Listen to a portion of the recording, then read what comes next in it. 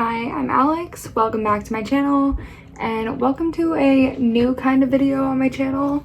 If you watch my vlogs, you know I talk a lot about books, how much I love reading, how many books I buy.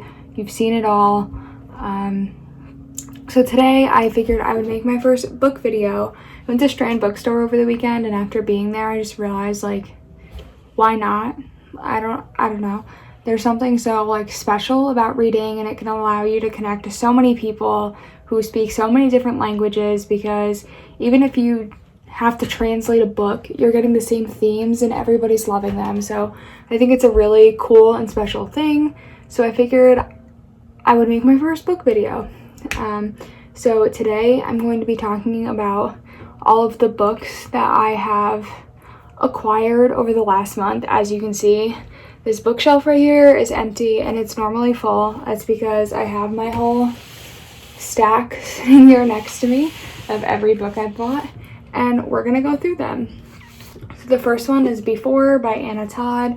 This is the 5th book in the After series. I've read the first 4, but it is the beginning of their relationship from Hardin's point of view. This looks super interesting and I can't wait to read it. I didn't even know it existed, so when I saw it, I was super excited. My second book is It Ends With Us by Colleen Hoover. This book is one of the most highly recommended books on the internet, and also from friends. So the description of this is Lily hasn't always had it easy, but that's never stopped her from working hard for the life she wants. She's come a long way from the small town in Maine where she grew up. She graduated college, moved to Boston, and started her own business. When she feels a spark with a gorgeous neurosurgeon, everything in her life suddenly seems too good to be true. He is assertive, stubborn, and arrogant, sensitive, brilliant, and has a soft spot for Lily. But his aversion to relationships is disturbing. This has a lot of trigger warnings with it. Turns into an abusive relationship from what I've heard. Make sure you look into those before you read it. But I'm super excited to get into this eventually. And the next book I picked up, most of these books were on my TBR list. That I have a 2021 list of things I want to read this year, and then I just started making an overall list of things I want to read after that. So this was not on that list at all, but when I went to Barnes & Noble for book haul, I saw this book and it was buy one get one 50% off, and I figured I might as well pick it up. It's called Frat Girl by Kylie Roche, and it's about a fraternity that is about to be banned from a school because of offensive and sexist behavior. And there is a girl, Cassie, who pitches an unusual project to pledge that fraternity, take on the boys club, provide proof of their misogynistic behavior, and try to turn it around. So this seems interesting, especially after being in a sorority and dating somebody who was in a fraternity. Just reading about how it's pictured from the outside, I'm curious to learn more about the author and her background and see if it's actually accurate to what that world is like. So next is The Dinner List by Rebecca Searle. The reason I bought this book is because I read in 5 years. It's one of my favorite books ever. I recommend it to everybody.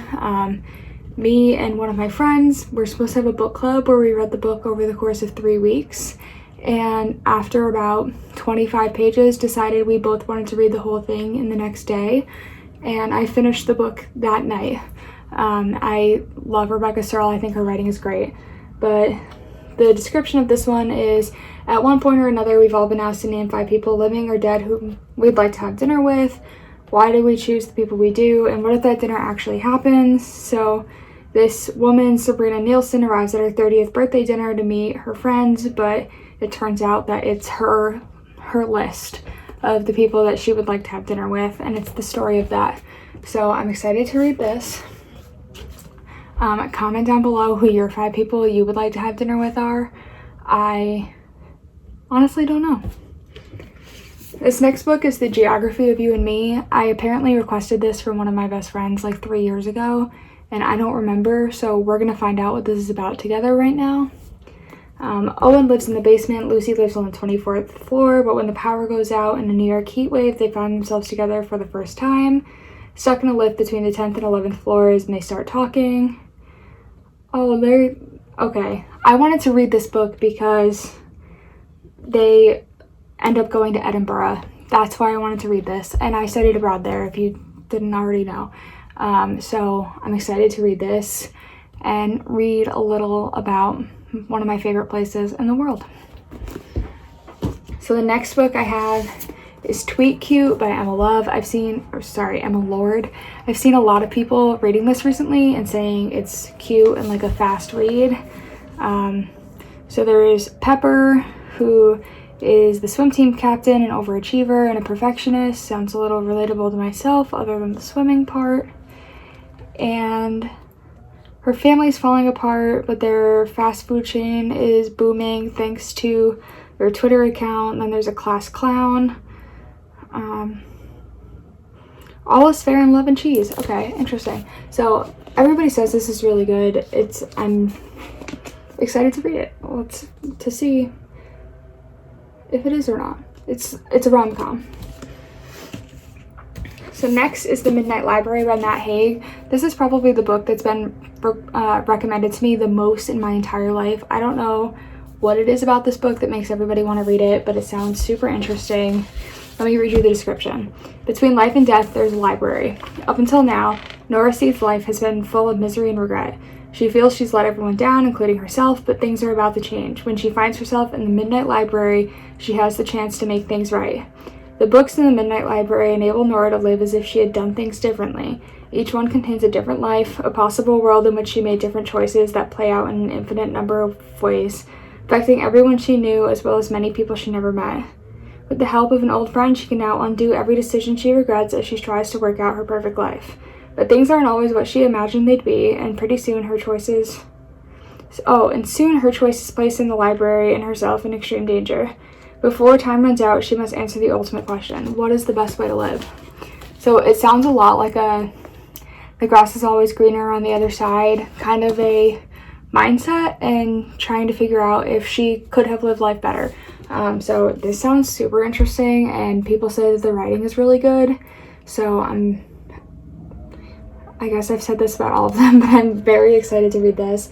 This will probably be the first book I read when the rest of my list for 2021 is finished. And there's People We Meet on Vacation by Emily Henry. I think Emily Henry is a brilliant author. I can't wait for her new book to come out. Beach Read is one of the best books I've ever read.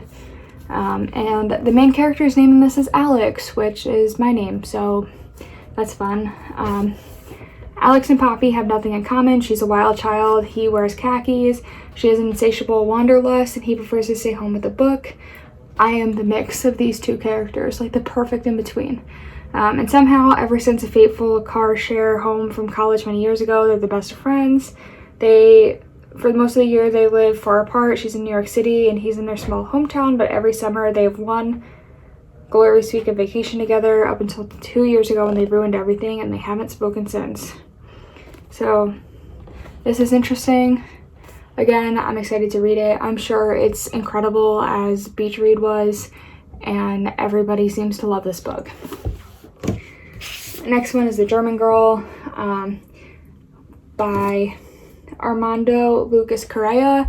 This is a historical fiction. Again, when I went in for book haul, it was get one 50% off. So this was my 50% off book, but it is about the Holocaust and a transatlantic ocean liner promising safe passage to Cuba. So I really enjoy reading historical fiction. It's honestly probably my favorite. I like it more than romance. So yeah, I can't wait to see the take on that one. It sounds different than most of the other books in that time period I've read. Next book I got was The Outsider by Stephen King. This is another book. It wasn't on my TBR, but I am kind of ashamed that I haven't read it because everybody loves it. Stephen King's books are supposed to be phenomenal. Everybody says it. That's why they're all movies, because they're so good and so like imaginative. But this is placed in Flint City, Oklahoma, where 11-year-old boy is found brutally murdered in a local park.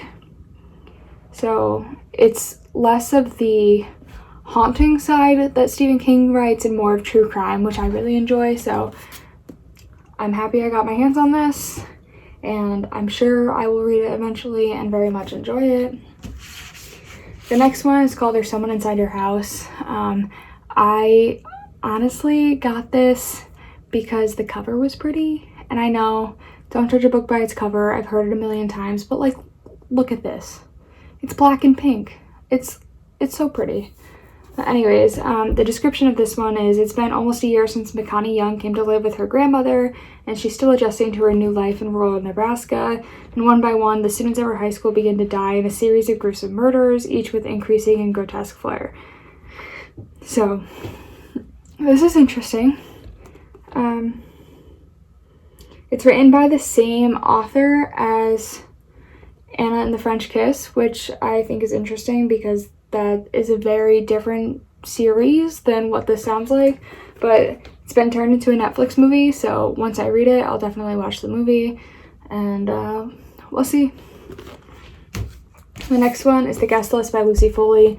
This is on my 2021 list. I'm actually starting this today. It's just about an exclusive wedding on a remote Irish island.